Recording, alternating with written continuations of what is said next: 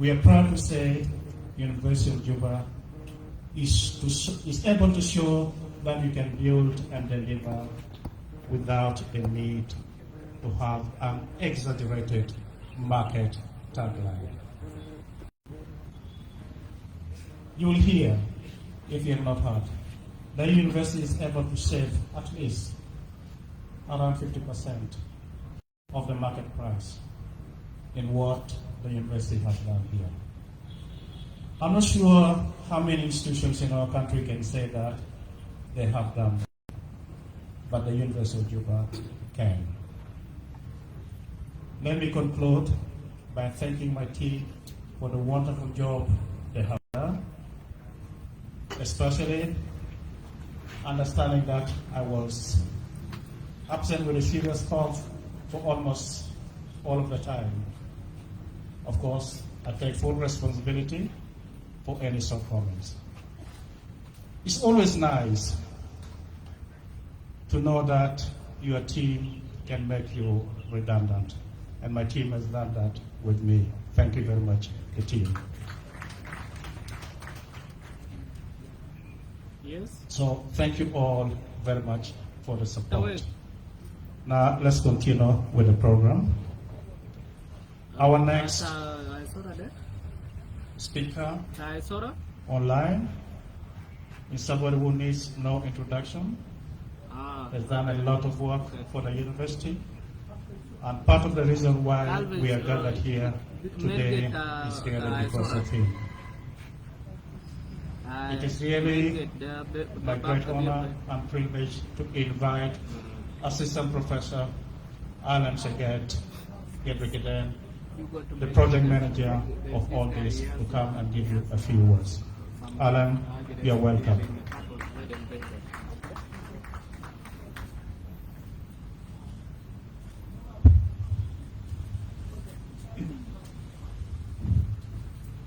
Thank you, Prof.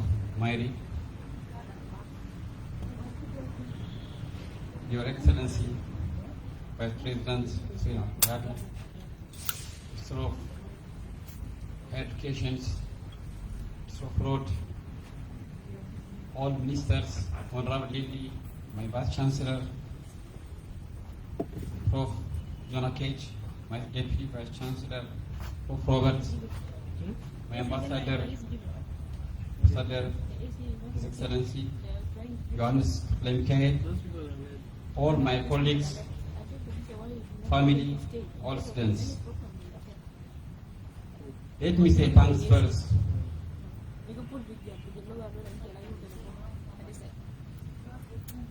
for our martyrs of South Sudan in martyrs of Eritrea, freedom fighters,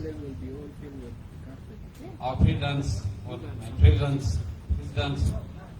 Salva Kiir and President Afwerki of State of Eritrea, and all of you. Thank you. Especially our martyrs to give us a chance to stand for to live, to breathe this all our lifetime with their unreplaceable their life in blood. Thank you. Let me start direct to my short remark. Let me start with the gate. The new gate of University of Juba have a meaning. Left and right side have 6 steps. The courses from year 1 to year 6 of medicine. And in the center, on the top, there is a Tukul traditional house, and accompanied by natural tree, nature. So wherever we study, we work, we live to serve our people and nation. So that's the meaning of the gate. The change from 2018 till today is the result of all stakeholders, all students, concerned bodies, not singular or mine or others. To come to technical part, the oversight committee chaired by our Vice Chancellor, Prof. John Akej, we have been agreed to change all university premises without touching any single land, so that to add vertical, all premises to change a G+2 buildings. Unfortunately, all this presentation, the previous one and to date, some technical problems couldn't manage this presentation, or those pictures have been prepared for 2 weeks long. So I just prepared some notes just right now. I'll try to verify. So some pictures, some 3Ds are displayed. With all these parts, these universities are coming physical change. Maybe randomly when you observe, we can't see this physical observation. But this is the result of all multidisciplinary interventions. Any single interventions missed, this result may not be happen. Not engineering, not architecture, not others. The role of planner, or my profession, is coordinating. Any planner cannot see, I plan this town, I plan this area. My role, or urban planner role, is coordinating. Urban planning, regional planning is not engineering. This is the biggest mistake all over developing countries. Connecting urban planning only with engineering. That is the biggest mistake. So this needs to be corrected. Nation is built up on people, land, and single government, or people in land under single government. The government has a responsibility having lawmakers or regulatory bodies, the state implementers, financial institutions, consumers and producers. These all perspectives need to address the 5 aspects of social, cultural, environmental, territorial, and environmental aspects, economic aspects. So, with these aspects and perspectives, there are elements of living nature, tangible, intangible, and enormous, or values, that is going to identify identity, who we are. If our environment is deteriorated, our identity is deteriorated. If we improve our environment, our natural, cultural, social activities improve, we are improving or cemented our identity. This is the key point. Elements of nature need to be kept into consideration. My question, our students, medicine, engineering, others, immediately they graduate, they got the name of doctor, this, engineer, this. The big mistake again. That student graduates training, he completed or she completed training. She or he may get that title after exercising and proving that course or that program, that profession on practice. How we give the name of the doctor or engineer or others immediately after graduation? This is also the big mistake. Why number of universities are increasing? Graduates are increasing. But our problems and challenges are debilitating or tripling. We have to revise our curriculums, not representing our identity again. Important curriculum. So, this result today, what we are enjoying or observing, because of a collective of multidisciplinary interventions, university takes this strategy to work together, coordinated way. So each discipline has equal value. I may get a chance of coordinating position, but my part is equal with other of my colleagues. So we recycle our materials, we reuse our materials, we bargain our market. We never get any material with random prices. We just check with different bid process. According to my preliminary study of my second book, 69% of diseases or disasters are happening because of wrong planning. Only physical plannings are done and distributed, Look now, Juba, extended until Lesotho, Luri, passing there. 2011 in my first leg, Gumbo was far. Now Juba is expanded by 2-3 times. We are adding huge demand of infrastructure. Where is the resource? Where is the strategy? When you occupy any single land, we are putting huge demand of infrastructure. Where is that strategy? Juba is better than other African cities. Look, Kampala intervened. Kampala is linked to disease 30 years. Nairobi, Addis, all. For me, disaster, all. I cannot give a name of urban or rural. It's my belief.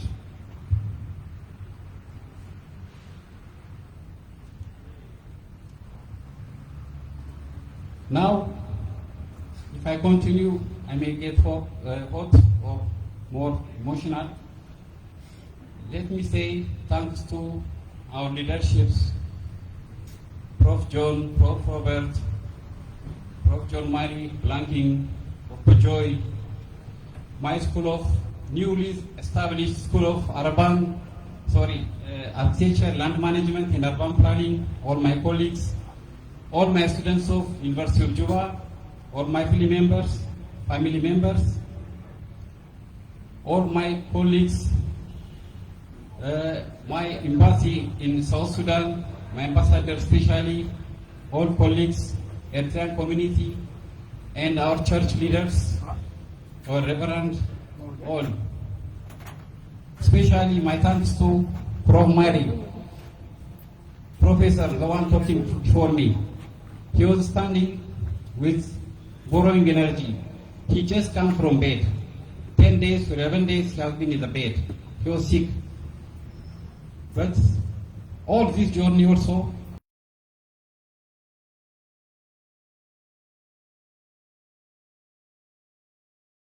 he was always dead. He was close to me. So I really appreciate Prof. Mary. Thanks all my colleagues. God bless you. God bless South Sudan and Eritrea. Thank you very much.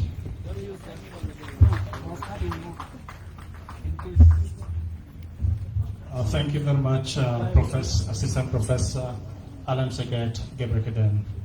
You can see how emotional he is and how he is attached to area of urban management and space utilization. He does not take kindly to being referred to as engineer. He thinks he's an urban planner. Now, the next person, just before I call the Vice Chancellor of University of Juba, the next person I'm going to call just to greet you and say a few words, wears 3 different hats.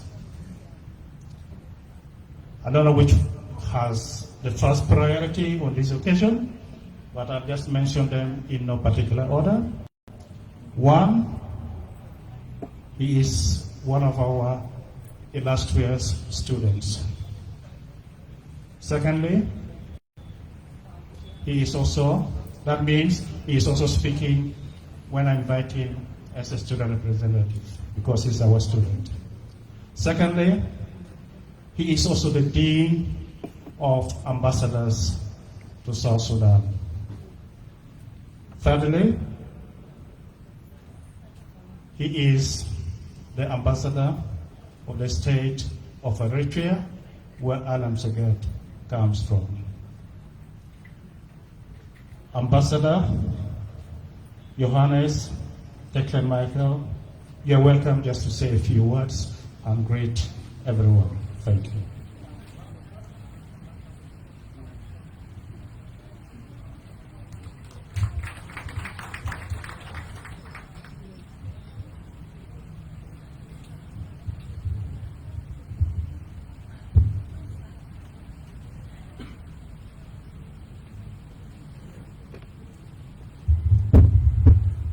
Honorable Vice President of the Republic of South Sudan, Comrade Hussein Abdelbagi, Honorable Professor John Akech, Vice Chancellor, University of Juba, Honorable Ministers, colleagues, ambassadors, invited guests, ladies and gentlemen, all protocols are respected.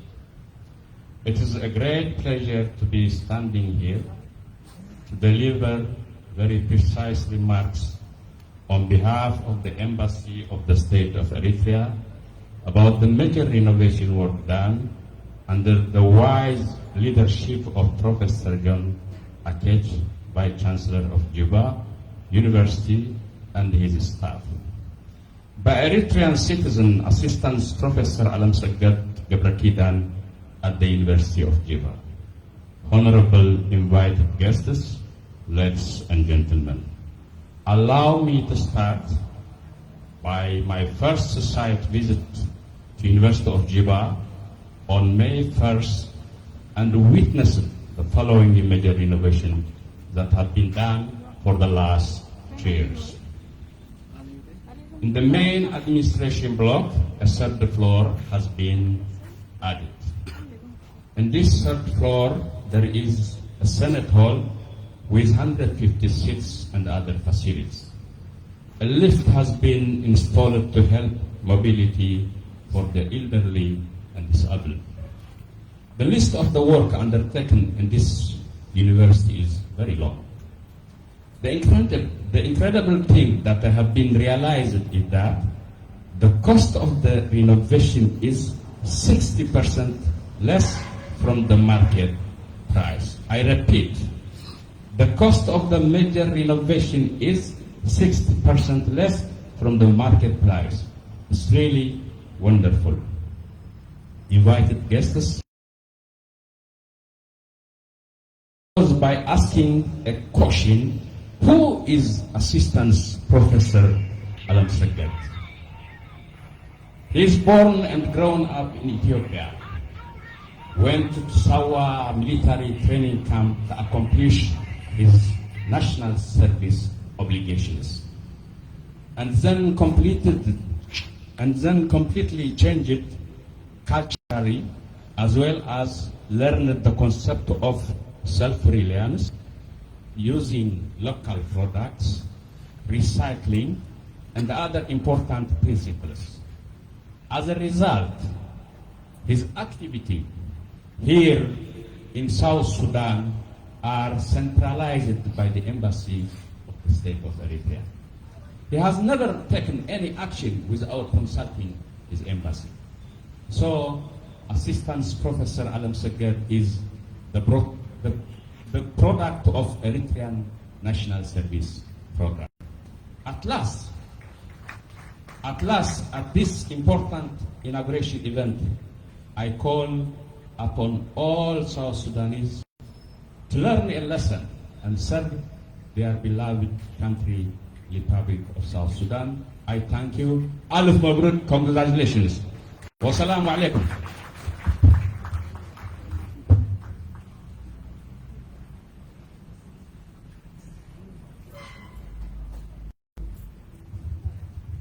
Wow, wonderful speeches. But now is the time we're going to hear from a man who decides to do something. He can do that thing proudly. That is why anything that his hand touched, there is a result, there is a success. So now, the time has come, we're going to enjoy listening to the history, how the major renovation of the University of Juba, started. He's a great man, the father of this university, our Vice Chancellor, Professor John Akol Ayii. You are highly welcome to give us and tell us the story. في الزمن ده احنا بنجي نسمع من الرجل لما يحط في راسه انه يعمل، هو بيعمل بكل شجاعة. فبنرحب ببروفيسور جون أكيج عشان يروي لنا قصة بتاعت الرينوفيشن اللي تم في جامعة جوبا. ويلكم.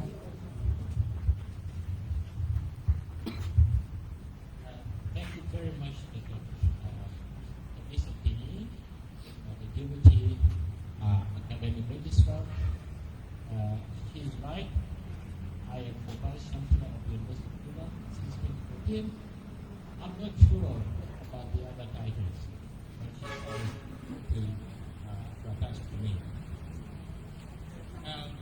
Your Excellency Vice President Hussein Abdelbagi Akol Ayii, Honorable Minister of Higher Education, Honorable Minister of Higher Education, Science and Technology, Gabriel Jansson Chang, Honorable Ministers and Deputy Ministers present, the Chair of Higher Education Committee in the Transitional National Legislative Assembly, Honorable Members of Legislative Assembly present, Ambassador of South Sudan to China, Ambassador of Eritrea to South Sudan, distinguished ambassadors or their representatives who were invited from US, Norway, Japan, China, and India, the representative of Director General, National Communication Authority, UN Country Director Representative on himself, UNHCR Country Representative, UNFPA Representative, the Chairman of the University of Juba Council, Honorable Dr. Lomole Manasseh Waya, fellow Vice Chancellors attending, and Deputy Vice Chancellor of the University of Juba, and other Deputy Vice Chancellors, the registrars of the University of Juba, the deans, the directors,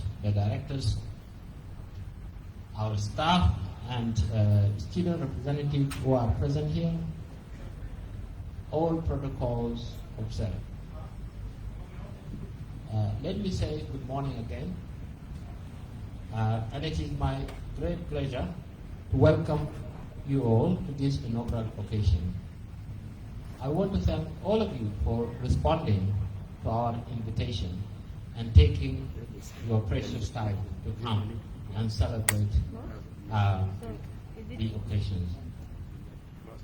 I may disappoint you because I will not be able to tell the story of development at the University of Juba. It will be very long. I'll just give you a glimpse of it. But foremost, I would like to thank His Excellency Vice President Hussein Abdelbagi for stepping in on behalf of the Chancellor and for accepting our invitation. He was also invited.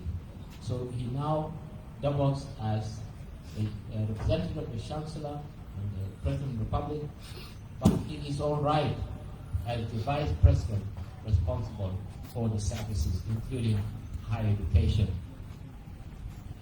I would like to acknowledge the support of Honorable Minister of Higher Education, Science and Technology, Honorable Gabriel Jansson Chang. I want to thank Honorable Dr. Manasseh Lomole, the Chair of our University Council, for his guidance and encouragement throughout the years he has been the Chair of the Council. I acknowledge the support and often advice of the Chair of the Special Committee for Higher Education and in National Legislative Assembly. And I'm not saying this was to be nice. They have been supportive, sometimes dropping in if there are issues. I also like to thank Honorable Lydia Cole. She was our colleague here. She was one of the directors, especially responsible for national cooperation, and now as the Deputy Minister for Information Communication Technology, and I'm sure she's here in her right at our staff, but also the Deputy of the Minister of Communication, Telecommunication, and as well as the representative of the Minister. Thank you very much, Honorable Lily. What we are inaugurating today has already been said.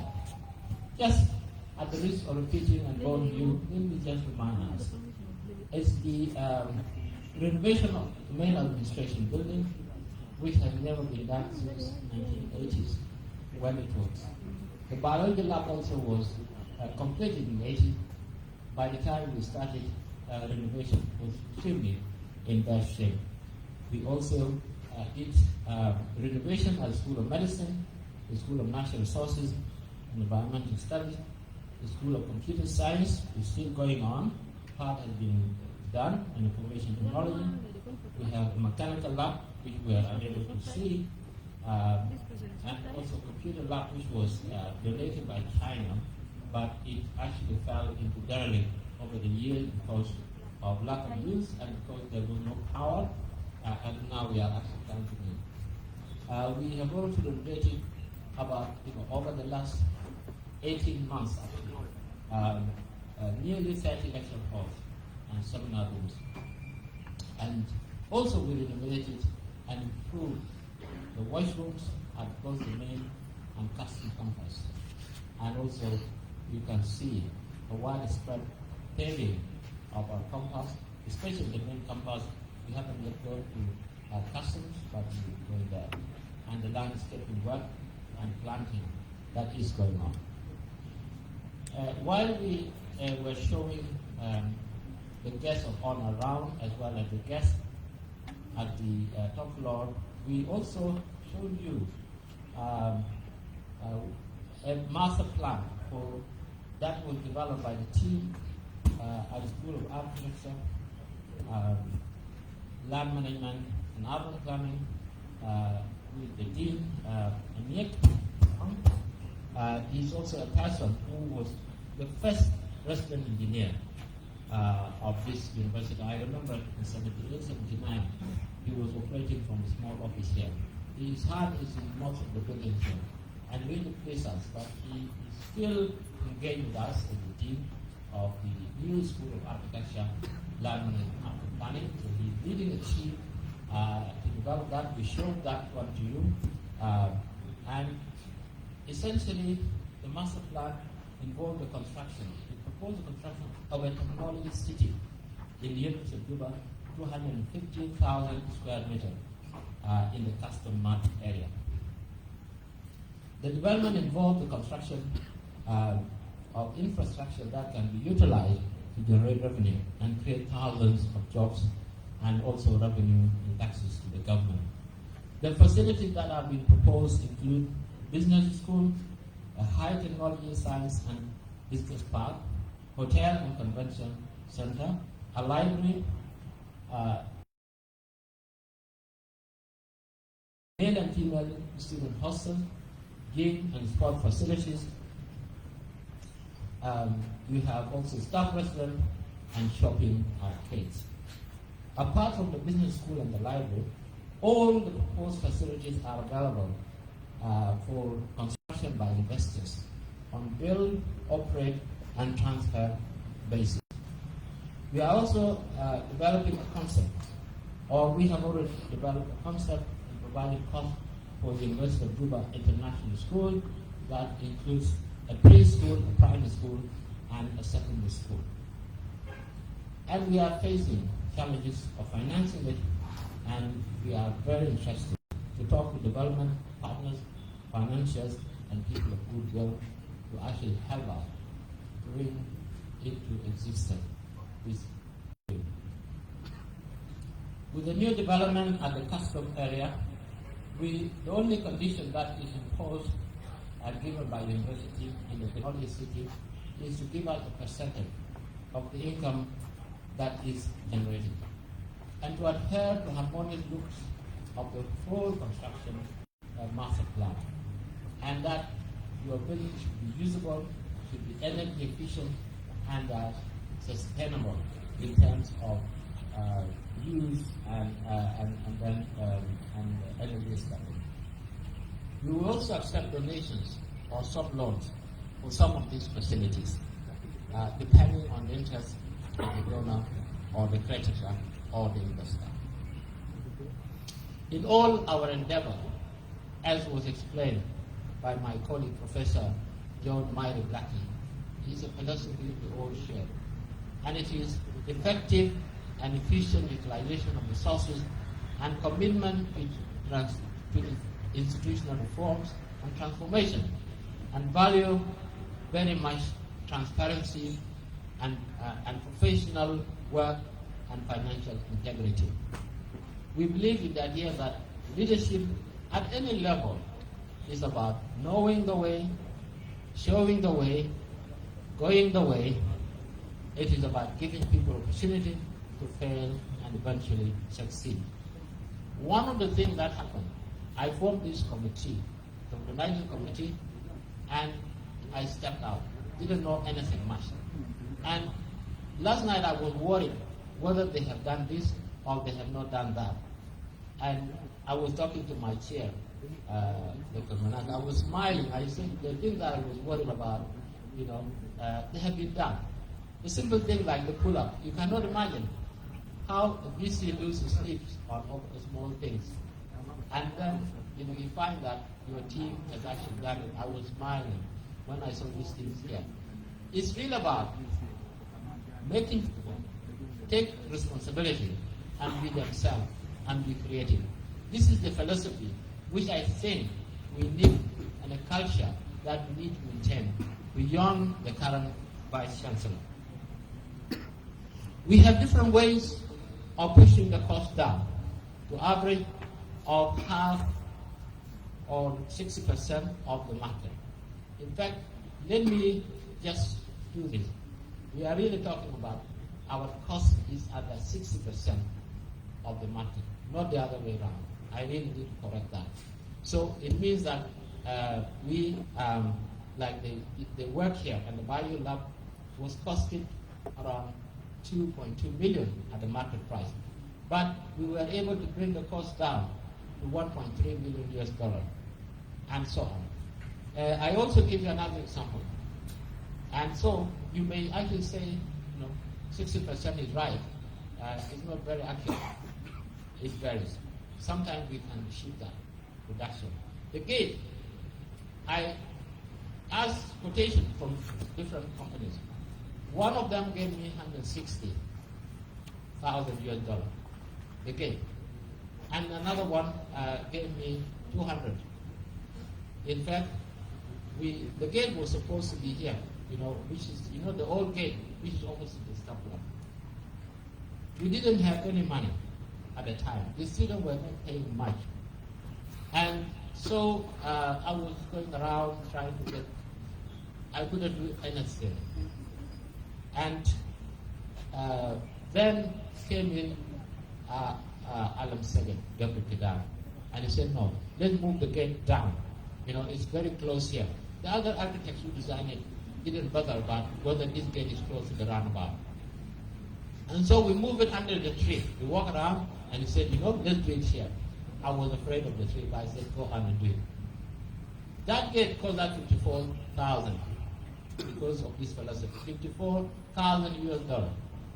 People are talking about. So if you say about 60%, I also agree with you.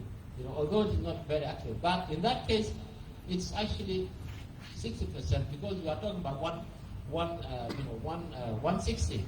Now he's doing it around 60. That is, so in that sense, supply. The Samani Hall, which was our next one. I called various companies here. Some of them are international. One of them said, oh, Vice Chancellor, this is going. I took them to Samani Hall, who was rotten and really bad shape. That is around 2016, 2018. One company told me it's not going to cost you less than 400,000 US dollars. I didn't have money. I asked another company, and I will not name it because I don't want to victimize people. And that company asked me, sir, how much are you ready to spend? I said, I have zero money, don't have anything. So he left. Now, after our colleague Alam Segan came, and the first thing he did was actually to make the new School of Architecture now. That one cost around 320. Some of it are his own resources, his own money, and some of it is recycled material that was brought from the office of the president and the military hospital and some of the things that were lying redundant around. We were able to create that structure. We didn't see today. That was the first phase, actually, of the development. Samani Hall was completed. Alam Seged said, okay, he looked at it, he said it would cost around $174,000. You know, he completed it $208,000. And that includes landscaping around the Samani Hall. And that includes air conditions, lighting, everything. Now, if you talk about that, it's really around half of what one company is, 50%. That is really from 400, now we are doing that. We have added from another company a solar, backup for 42,000 pounds. That is the money hall, and we have things there. So it really tells you that. Now, how do we push down the cost? We make bricks on site. We also reuse the material, we recycle it, and we involve our students to do pieces of work and pay them a little. We also use, local people to do bits of work, South Sudanese. A university staff will come up with the idea, and in this case, the vice chancellor will say, we are thinking about doing this. Then Alam Seged will usually go around and say, okay. And the thing that is, you can say about Alam Seged, when he starts, he never stops. There is, there was a bridge that was done in Eritrea by the Italian. And they say La Custa. I don't know whether I'm accurate. And what it says that the bridge turned out to be very expensive. And the Italian said, whatever the cost, we must finish it. And this is the thing with, Professor Alam Seged. Whenever we start something, he said this and that. And the good thing is that he comes to me, he said, you know what, let me do this one. If it is something major, I say, let us consult with oversight committee. If it is something minor, then I say, go on and do it. So now, so that is the philosophy we do. Now, when we have the cost, the engineering director run by Amos Ater, I have to say, is a young man who has done great work for this university. Some maintenance are divided. Some are done by engineering directorate under Amos, so like the School of Computer Science, the chemistry lab, and then some seminars rooms in Amara building. So they also have their work that they carry out, but they also verify some of the anything that is proposed to make sure that the bill of quantities is right.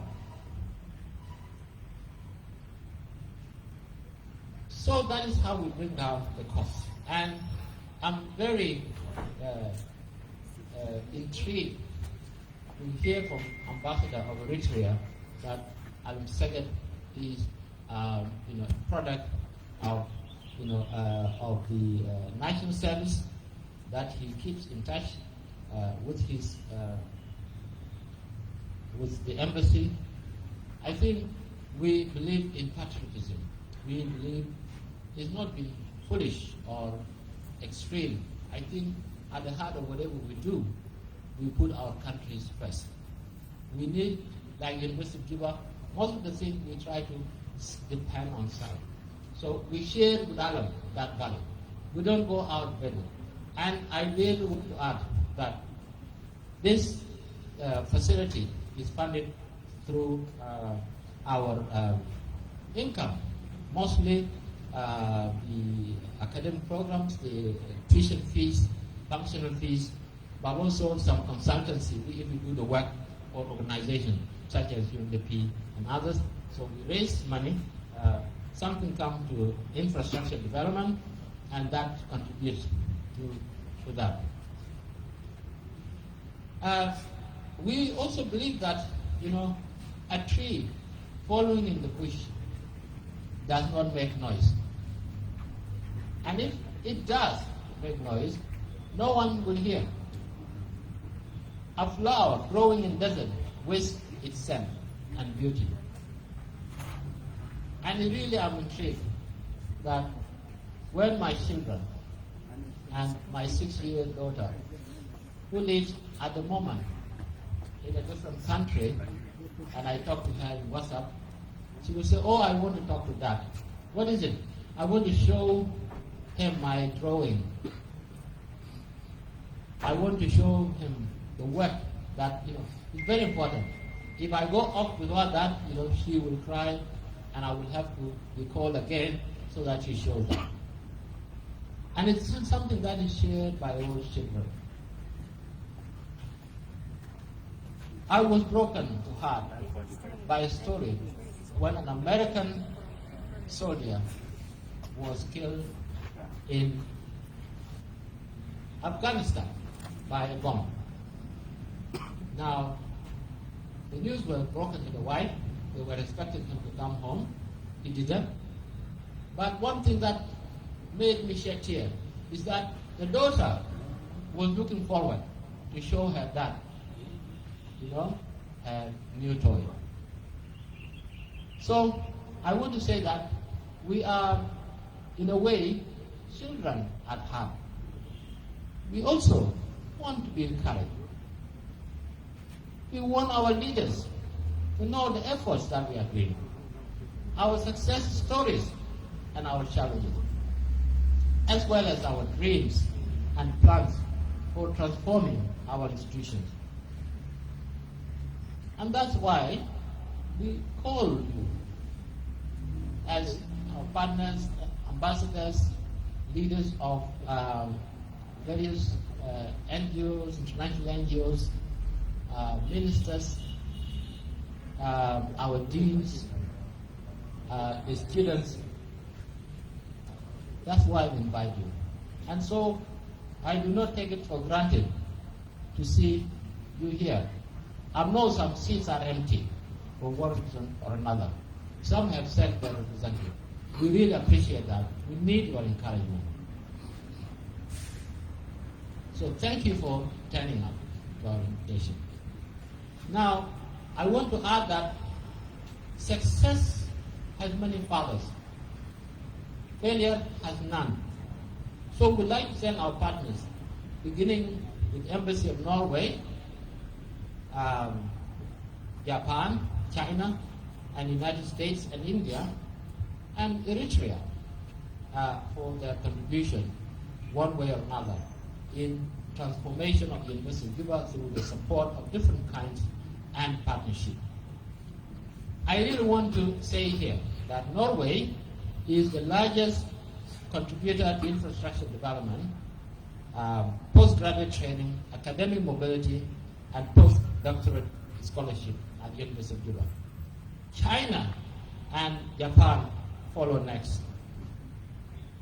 India has also provided opportunities for staff training. The United States has been supporting us through their American corner and funding our public lecture series. Japan is also supporting us through Japanese corner and JICA chair program, which has been introduced recently, that and support our public lectures on Japanese economy, history, and culture.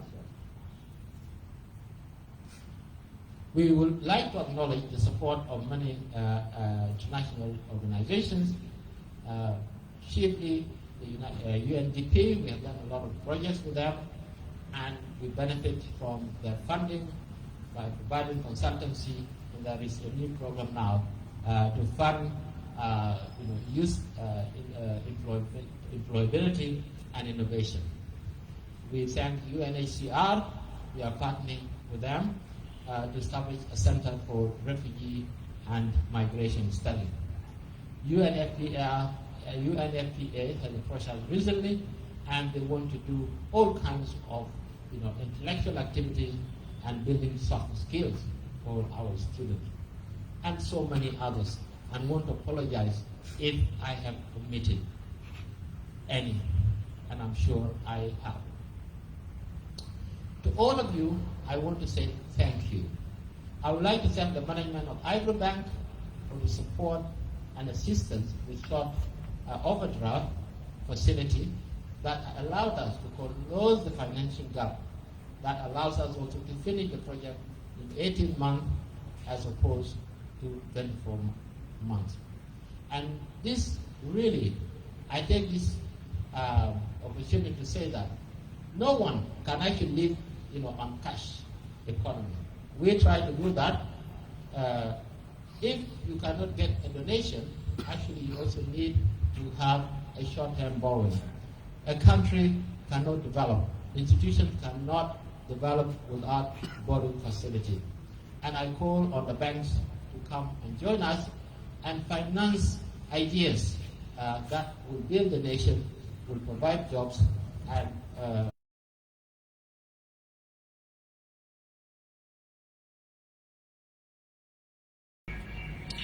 I would like to thank Assistant Professor Second Dr.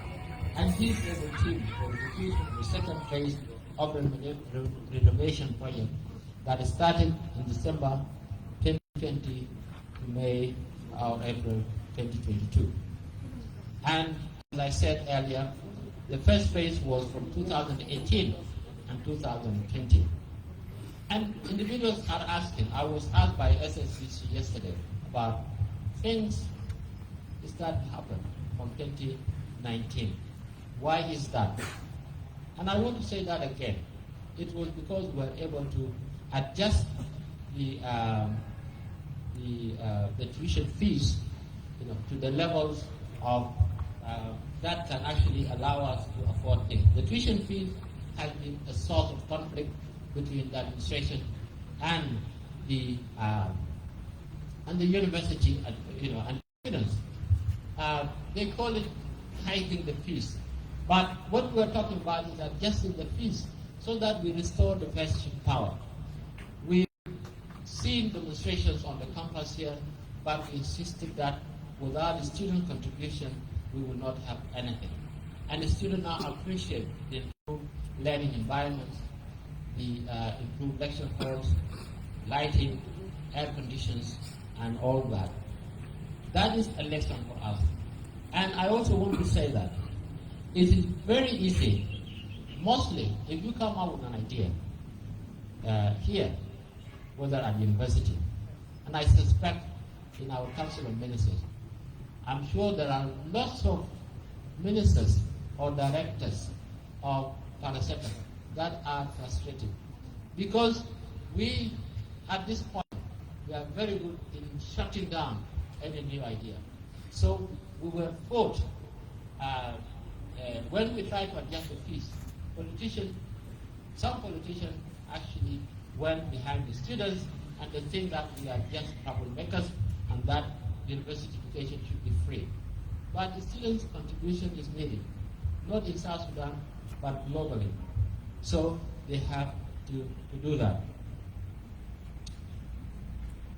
I want to say that the building that we are having at the Bayou Lava, I would say, would have cost around $2.2 million, but we are able to reduce the cost to $1.3 million, including design and oversight. In fact, the real cost is about $900,000 US, but then other things like finishes and also design and supervision added the other, about 20 to 30%. We will have 150-seat Senate Hall. We will have a 50-seat boardroom, a cafe, a data center, and staff library, in addition to washroom. Some of these facilities have already been furnished, as you have seen that. Before coming to a close, I would like to thank the deans and directors of the University of Juba for their support and advice. I would also like to thank the committee construction work in a timely manner. I would like to thank the Director of Procurement for helping us keep the costs down. Finally, I want to thank the Chair of the Rights Committee, Professor Myri John Blacking, and his team for the fantastic work which which actually made this occasion possible. If I really have a critical task, I give it to Professor Myrie to do.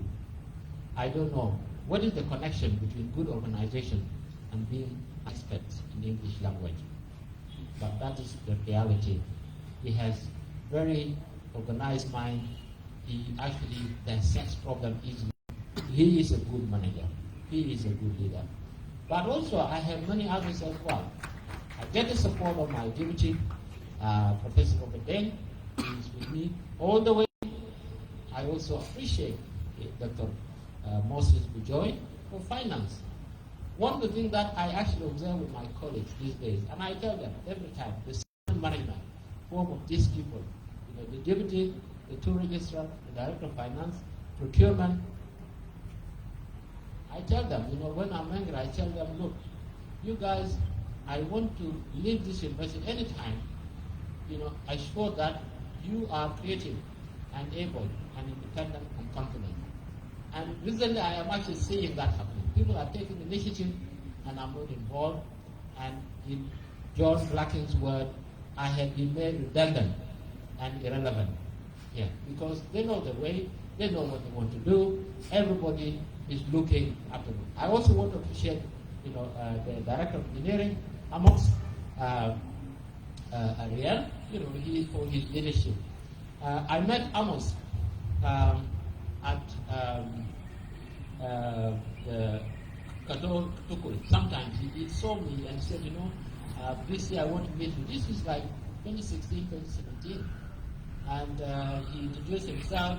He went to Malaysia where he did architecture. He also went to Jomo Kenyatta, University of Agriculture, where he got a diploma in architecture, and he finished in Malaysia. And in that I said, you come, we'll give you a payment. And what he came here, stayed for 1 year, working with engineering, and then later on became the leader of that. As I said, success has many fathers. For me, I spend most of the time in my meetings, but different people are actually doing their job. And I really want to appreciate our deans, because eventually, it's actually, we are here for the student to teach them. And they are at the front, making sure academic calendar is on time, making sure the results are out on time, making sure that the rate of absence of, from delivering of lecture is minimized, and exercising their leadership. They are a very important, if not the most critical, component.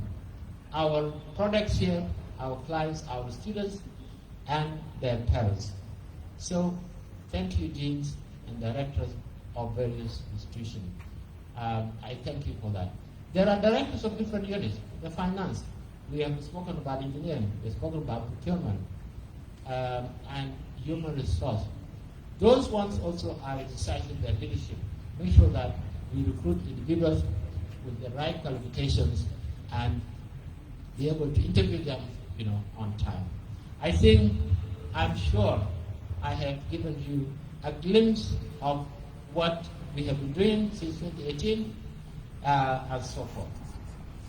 For the sake of transparency, phase 1, which actually included Samani Hall, the gates, and the mechanical engineering laboratory and new stores, actually cost around $900 million. And we paid that.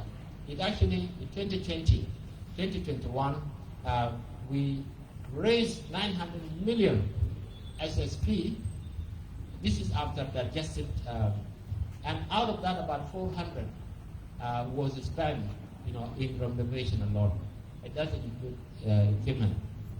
And in that year, we raised about $400,000 through consultancy and so on. That money we use it for travel, we use it for equipment, special equipment like computers and so on, like solar power. The vendors do not accept, SSP for that, or sometimes they actually will charge you more than what it should be. This year, we said we are projecting to raise something like between 1.2 to 1.5 billion South Sudan pounds from the increased project programs. Our student population has increased. We have new faculties. We range from 13 to 17 schools at the moment, and we have 3 institutes, and we have 4 specialized or 3 specialized centers. The student population from 2014, when I came here, was around 9,000. Now we are standing at something like 25,000 undergraduate programs and about 4,000 postgraduate programs. The postgraduate program, when I came here, there were about 6 of them, postgraduate program. Now we have something like 55 postgraduate programs and counting. So I really want to thank all of you for your patience. I want to thank all our guests for honoring us for the present.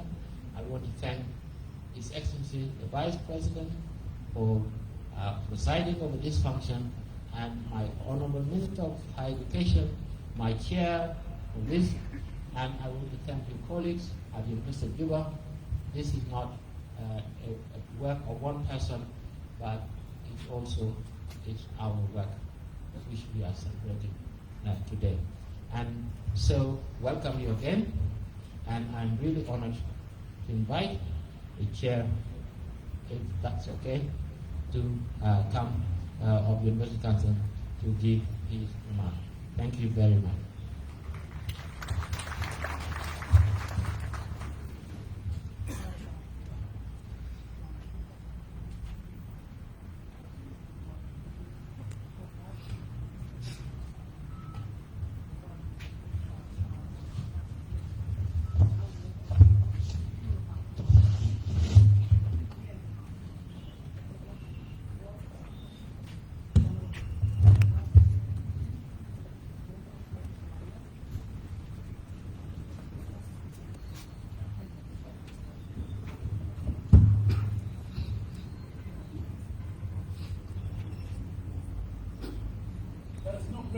Great honor than being raised by the University of Juba and standing here as the chairman of the University Council. But before I proceed, I want this gathering to give a hand clap to the Vice Chancellor of the University of Juba. Listen. I have very good reason for saying so. I'll endeavor to mention and explain my statement as I move along. Your Excellency, Hussein Abdelbagi Akol, Vice President for Service Delivery Cluster of the Government of the Republic of South Sudan, standing here in the place of His Excellency, the President of the Republic, we are grateful that you have graced this important national occasion. Honorable Gabriel Changson Chang, the National Minister of Higher Education, Science and Technology, who is here with us. There are key ministers who are here. I'm not able to mention you, but we recognize your presence and your love for this institution. Professor John Akech, Vice Chancellor of the University of Juba, Professor Robert Mayom, then Deputy Vice Chancellor for Administration and Finance, Professor John Mayore Blacking, my colleague from the University of Juba, who is in charge of registration, the Registrar for Academic Affairs, my brother, Professor Moses Bojoin, Registrar for Administration and Finance, deans of various schools and colleges, professors, lecturers, teaching assistants, administrative and support staff, excellencies, ambassadors who have joined us in this important national occasion, development partners who are here with us, donors, members of the diplomatic corps, religious leaders, that indeed the University of Juba has gone beyond our expectations and beyond its former glory. Something for which we are proud and grateful. We're also very happy to note that meager resources have been utilized efficiently and effectively in the last 2 or 3 years of the University of Juba to make this institution to come this far. This is commendable and deserves our appreciation, all of us. Your Excellency, the Vice President, at this point, please allow me to add my voice to congratulate those who have contributed in major innovation which have greatly changed the face of the University of Juba. Glaring achievements have been mentioned by the Vice Chancellor in detail, but I am obliged as a form of appreciation to note the wonderful appearance of the face of the University of Juba, the gate. This has transformed the university immensely. The Samaria Hook Call that has been transformed into a powerful place for all of us. The main administrative block, the one in front of which we are standing now, has wonderful facilities. Those of us who had the opportunity to go up there and see what has been done will agree with me that is the kind of immense transformation and the change that we must be very, very proud of. Yes, the lecture halls have been changed. I have seen one store that used to keep a number of items, some of which were of no value, transformed and turned into a lecture hall. The laboratory, the biology lab, is highly modernized and well renovated. The new mechanical engineering laboratory is another achievement that requires our appreciation. The magnificent landscaping with road pavement within the main campus, among others, stand as a testimony of a job well done. When I was here as a student and as a teaching assistant, we never had these marvelous paved roads, highly organized. And for this reason, I still want you to clap for the University of Juba leadership and all those who have been involved.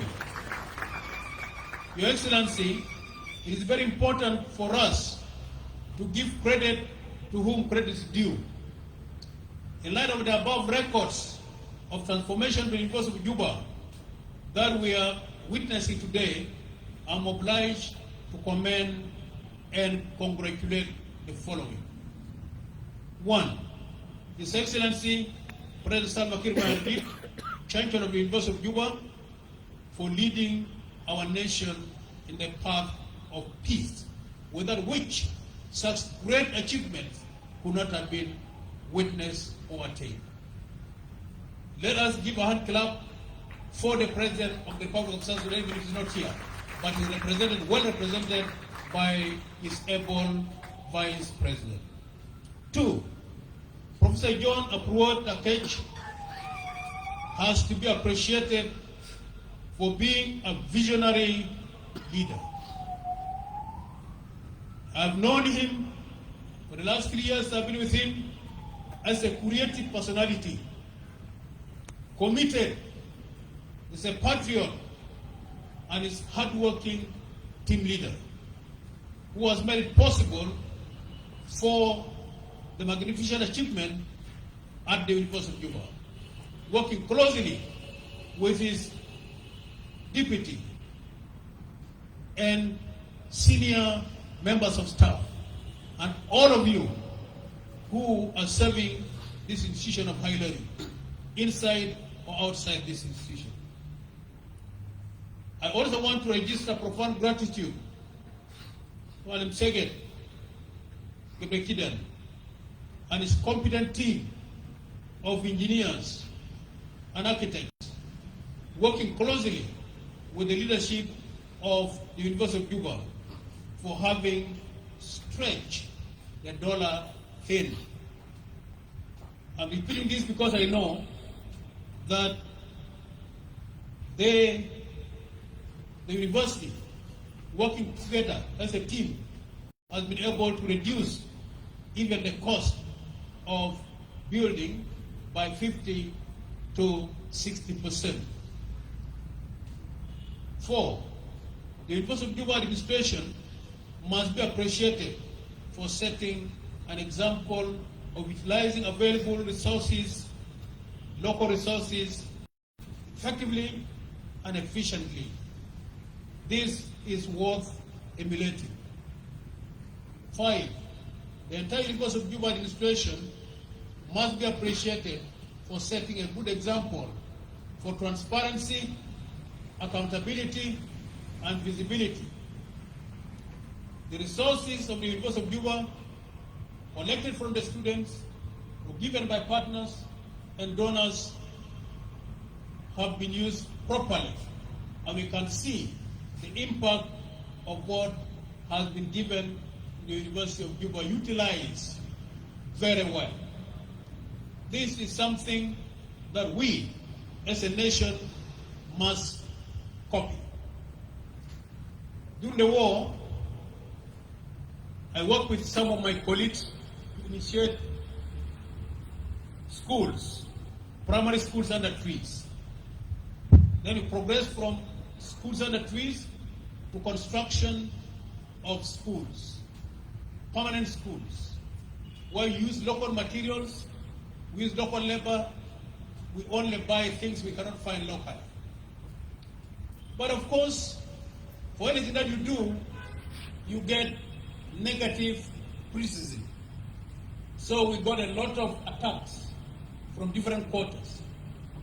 One of my uncles, in one of our meetings, where there was a number of people gathered for one of the functions, got up and said, good things must be emulated and not envied. Good things must be emulated and not envied. What Professor John Akech and his team has done here need to be copied and replicated in various parts of our country.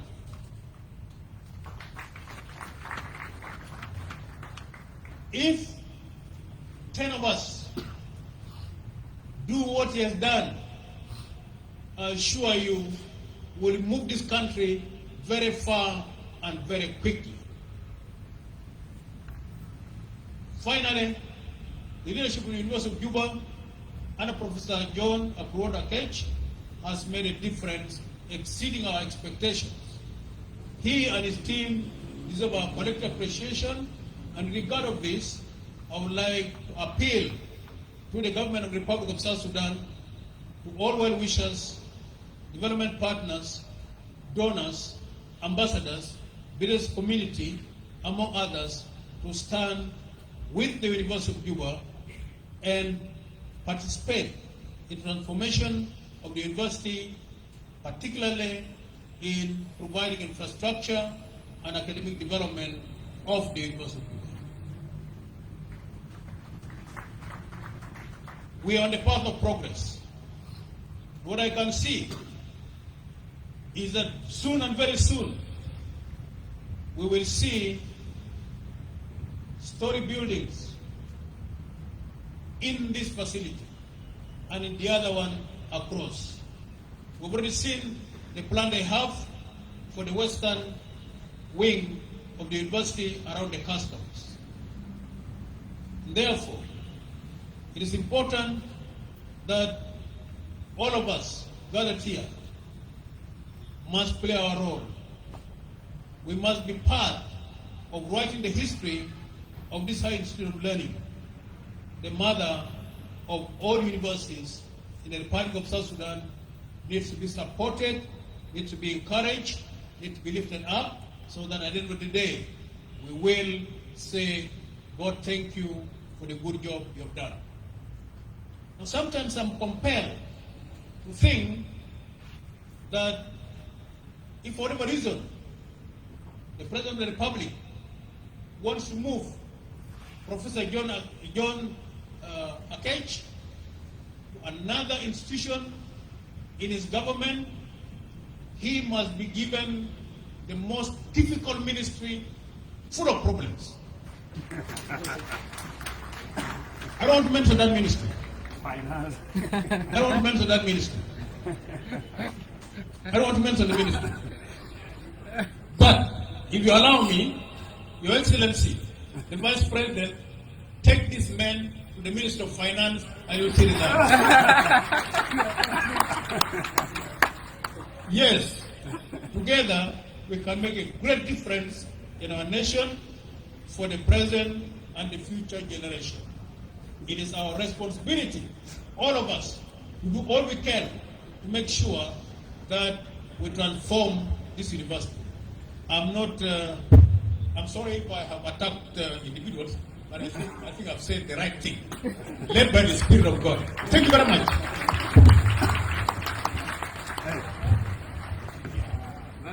I've been given the honor to invite Honorable Governor Chan to come and speak to his people. This is an important occasion, and I thank him for gracing this occasion. Can you clap for him again? Thank you, Bro. Your Excellency, Vice President of the Republic for Service Delivery Cluster, His Excellency Hussein Abdelbagi Akol, my colleagues, the ministers, Honorable Chair of Juba University Council, Honorable Vice Chancellor, Honorable Ambassadors, professors of Juba University, and I assume that you have also extended your invitation to Vice Chancellors of other 4 public universities and the DGs in the Ministry of Higher Education. Because this occasion is the occasion of higher education, all of us together.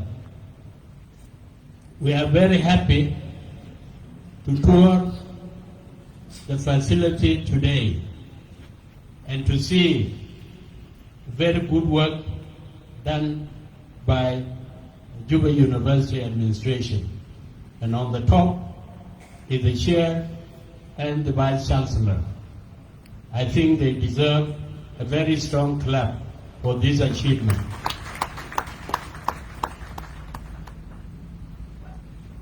I think Juba University now, as we speak, we can say it can be compared with our neighboring countries' universities of Kenya, Uganda, Sudan, and Ethiopia. This is the task that has been given to us in the higher education, and that is to transform our universities into modern world-class universities. And this is the beginning of that transformation. And I think Juba has done a great job in doing this. What does it mean? Before we also saw a clip on the roadmap or the design for what a modern university would look like in the Western Compass at Customs. That is an ideal thing. And it is all over the 5 public universities. If you go there, you will find very wonderful designs. But the question is, how do we get there so that we have those facilities? That is the challenge. And Professor John was talking of booting system. Yes, it can be done. But there is always a catch, something haunting us in higher education, and that is we cannot provide sovereign guarantee for such loans or for such facilities. And this is a challenge we want to raise to our Vice President as one of the challenges. We have roads, and it is good that my colleague is here, Minister of Roads and Bridges. First, we urge him to pave the internal roads of Juba University to complete this renovation, so that whoever comes here does not bother about mud or dirt. Secondly, the road projects are being funded with oil money, crude oil. Why not also put something small for the transformation of our public universities so that they look decent? We are also tasked with developing qualified human resource. How do we develop that human resource? When the environment is not conducive for studies, that is a big challenge. So there must be a conducive atmosphere where the students, the teaching staff,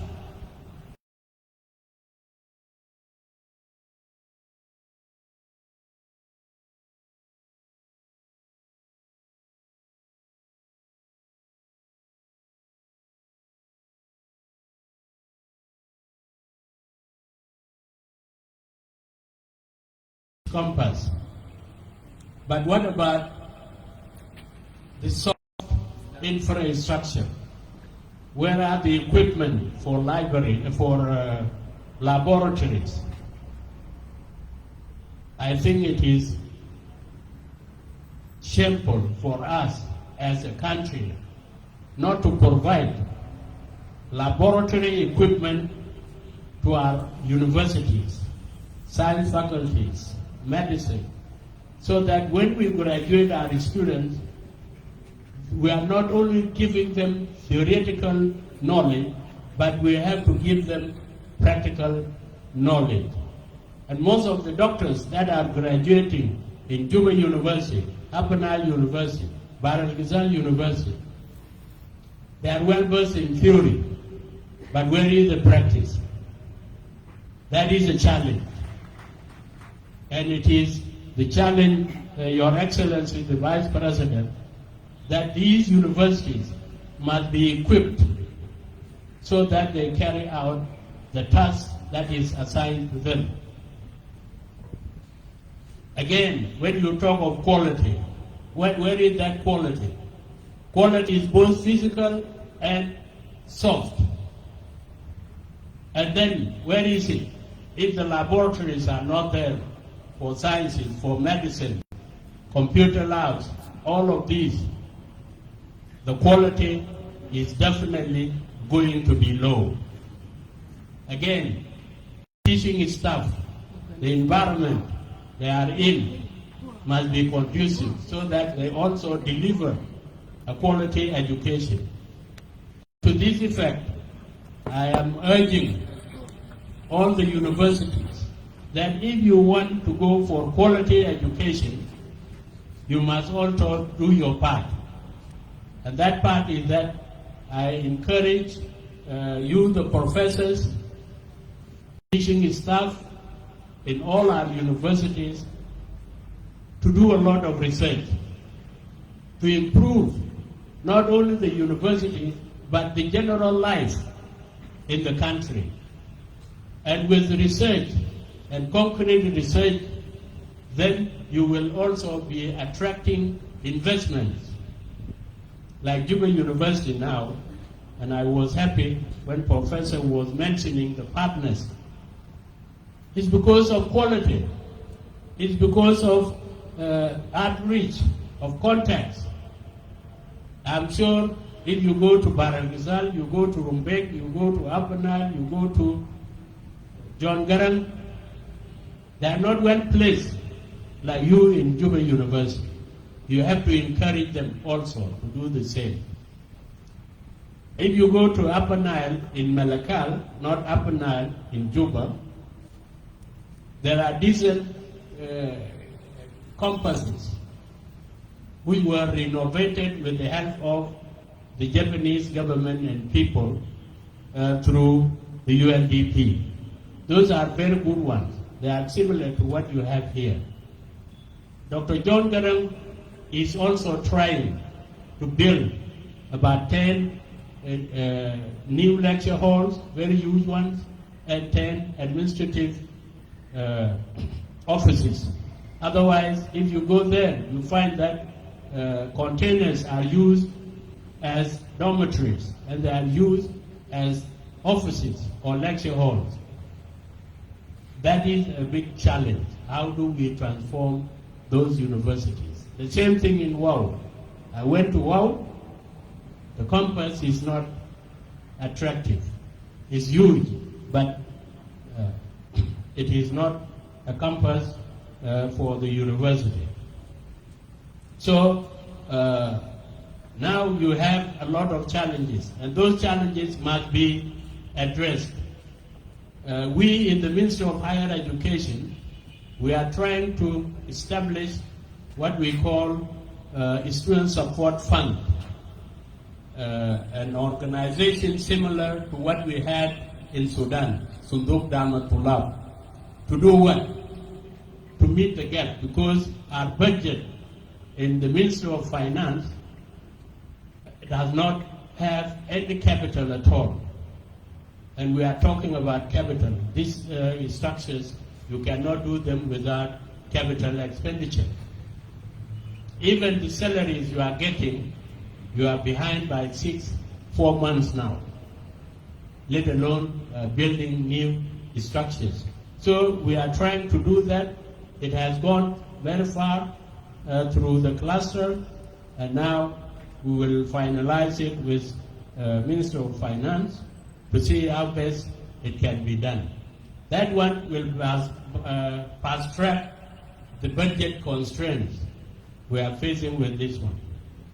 Your Excellency, the Vice President, we would also want you to prevail in the Cabinet together with us so that the small fees that is collected by the universities and the Ministry of Higher Education should be retained for doing these works. One example, we are now conducting general admission, and we are doing it on credit basis, borrowing, because we cannot get the money from finance, a very tiny money. If we were to be given that fee, then it would push us to do these things and do them on time. That is a challenge. I urge the Vice Chancellors, the deputies, and the registrar of universities to comply with the guidelines for admission. That is about quality education. If you come and admit through your direct admission students who were disqualified in some of the faculties, and then like medicine, like engineering, where the cut number is 80-something, 85, 88, and then you come and admit them at 70, 75, or 60-something, then there is a problem. That is a problem. In 2020, I came and got about 7,777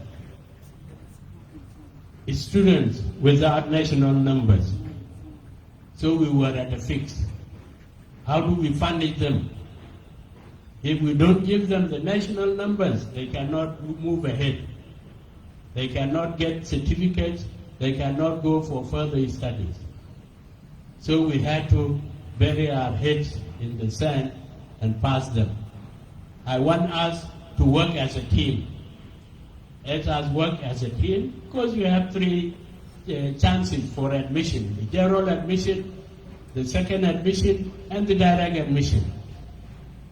We are not controlling any intake, but we want us to follow the guidelines, the rules, so that we have a quality education.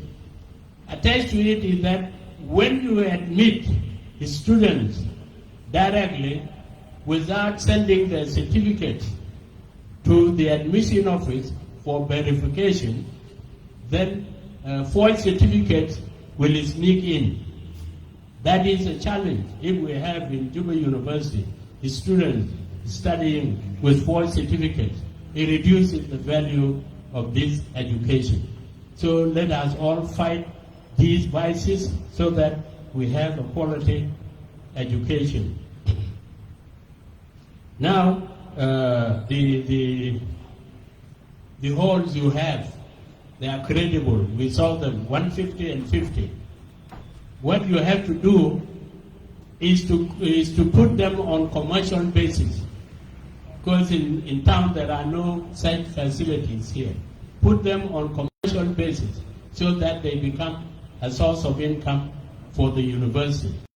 But when we come as Minister of Higher Education, you have to reduce the charges you are giving us.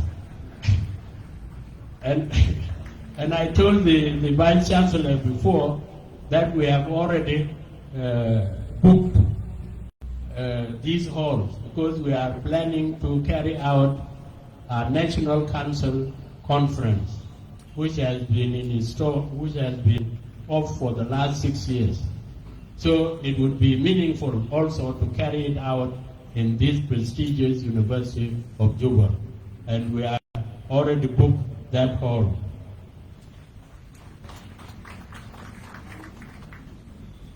Now, the message to diplomatic mission, it is good that you are here, and we are grateful about the service you have rendered to University of Juba. We want you to do more. And in particular, we want you to equip the laboratories we saw before with equipment so that they become fully functional. Now they are partially developed. And do more also. Because the challenge is that you say there must be peace. We should not go to war. Yes, that is true. That is our call. But war has to have, peace should have incentives, should have dividends. And these are the dividends for peace. When you support these universities all over with small things here and there, then you are telling them that don't go back to war. And one of the country directors met with us in the ministry last month, and they were very willing to renovate our head office in Jebel. But what they told us was that, well, if you promise that you will not go back to war, then we will renovate and equip that building. We told him, well, as a ministry, it is not in our hands. But we will work to make sure that we don't go back to war, because the president and the leadership have already taken a decision that this peace must prevail, and it is the only way forward. And that's why we are doing all these good things. So we heard the diplomatic mission to render more support, not only to University of Juba, but also to other public universities. Your Excellency, the Vice President, you have seen and heard the challenges facing Juba University, which is the best out of 5 public universities. Then how do we imagine the condition of the other 4 universities? So we want your support, because now we have an eye and ear in the presidency. So your 3 caps, you have to use them so that the university is funded. And finally, we thank the University of Juba for staging this one, and we hope this will be an attraction to other investors so that they come to invest in South Sudan. Before the young lady, the professor, introduced me as professor. I'm not a professor, okay? But if she wants me to join the school again, to become a professor, yes, I'm still strong, I can do it. But I think it is good. I thank you for that. And now, finally, for this occasion to come to an end, our president, who is the chancellor of all our public universities,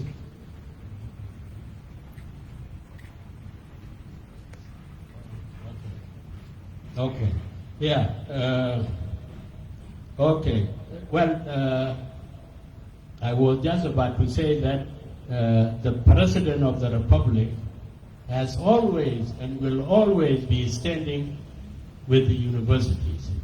You have seen it when you were having brain drain, and that brain drain has been reversed.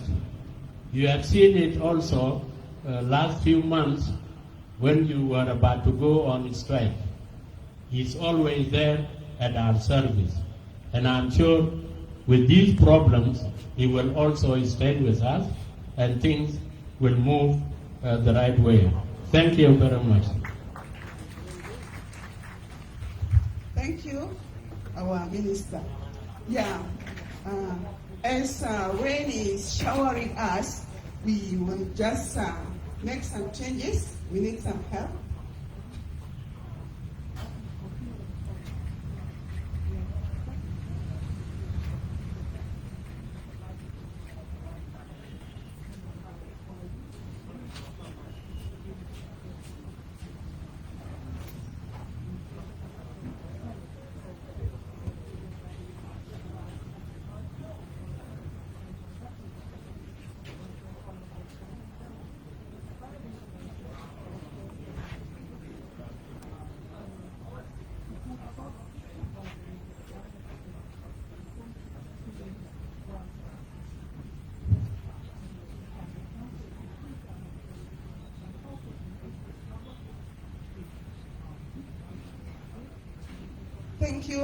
Thank you very much.